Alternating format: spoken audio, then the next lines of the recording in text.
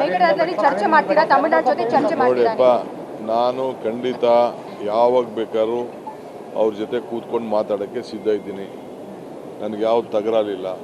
ತಮಿಳ್ನಾಡು ಇರ್ಬೋದು, ಕರ್ನಾಟಕ ಇರ್ಬೋದು, ನಾವೆಲ್ಲ ಭಾರತೀಯರು. ಒಂದೇ ನದಿ, ಒಂದೇ ನೀರು ಕುಡಿಬೇಕಾದವರು. ಕಾವೇರಿ ನೀರು ವ್ಯವಸಾಯಕ್ಕೂ ಬೇಕು, ಕುಡಿಯೋ ನೀರಿಗೂ ಬೇಕು, ಪ್ರಾಣಿ ಪಕ್ಷಿಗೂ ಬೇಕು, ಎಲ್ಲರಿಗೂ ಬೇಕು, ಎಲ್ಲ ಇಂಡಸ್ಟ್ರೀಸ್ಗೂ ಬೇಕು.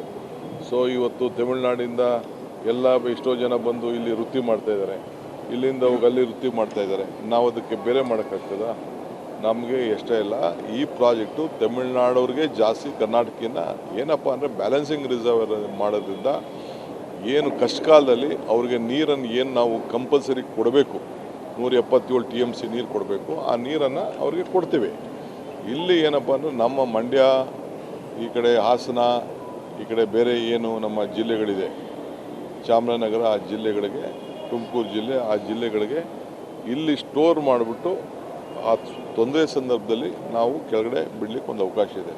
ಅವರು ಕರ್ನಾಟಕದವರು ಬದುಕಬೇಕು, ತಮಿಳ್ನಾಡಿಗೂ ಬದುಕಬೇಕು.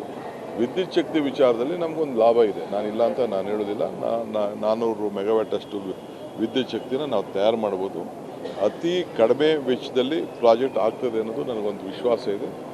ನಾವೀಗಾಗಲೇ ಅದಕ್ಕೆ ಏನೇನು ಬೇಕೋ, ಈಗ ಸುಪ್ರೀಂ ಕೋರ್ಟ್ ಅವರು ಈಗಾಗಲೇ ತಮಿಳ್ನಾಡವರ ಏನು ವಾದ ಇತ್ತು, ಆ ವಾದನ ಕೇಳಿದ್ದಾರೆ.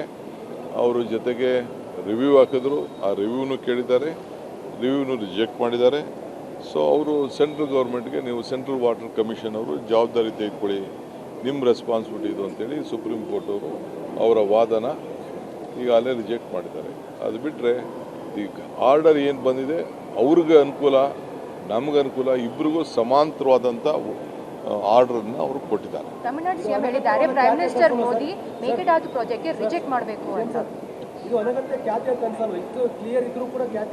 ನೋಡಪ್ಪ, ಅವರು ರಾಜಕೀಯವಾಗಿ ಅವರ ಸರ್ವೈವಲ್ಗೆ ಅವರ ಧ್ವನಿ ಎತ್ತಬೇಕು.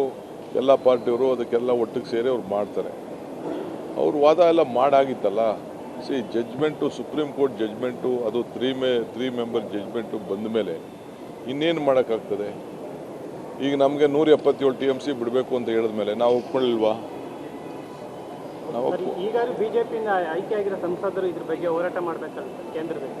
ಅವ್ರು ಮಾಡ್ತಾರೆ ಖಂಡಿತ. ನಮ್ಮ ರಾಜ್ಯಕ್ಕೆ ಸಂಬಂಧಪಟ್ಟಂಥ ಎಲ್ಲ ಎಂಪಿಗಳು, BJP ಇರ್ಬೋದು, ದಳ ಇರ್ಬೋದು, ಕಾಂಗ್ರೆಸ್ ಇರ್ಬೋದು, ಎಲ್ಲ ಒಗ್ಗಟ್ಟಿನಿಂದ ನಮ್ಮ ರಾಜ್ಯದ ಹಿತನ ಕಾಪಾಡ್ತಾರೆ ಅನ್ನೋ ಒಂದು ಆತ್ಮವಿಶ್ವಾಸ ನನಗಿದೆ. ಸರ್, ಈಗ ನೀವು ಅಲಯನ್ಸಲ್ಲಿ ಇದ್ದೀರಿ ಅಲ್ಲಿ ತಮಿಳುನಾಡಲ್ಲಿ, ಈಗ ನೀವು ಕಾಂಗ್ರೆಸ್ ಸಹ ಅಲಯನ್ಸಲ್ಲಿ ಇದ್ದೀರಿ. ಹಾಗಾಗಿ ಒಂದು ರಾಜಕೀಯವಾಗಿ ಬಳಸ್ಕೊಂಡು ಇದನ್ನು ನೀವು ಸಮಸ್ಯೆ ಇತ್ಯರ್ಥ ಪಡ್ಬೋದು ಸರ್?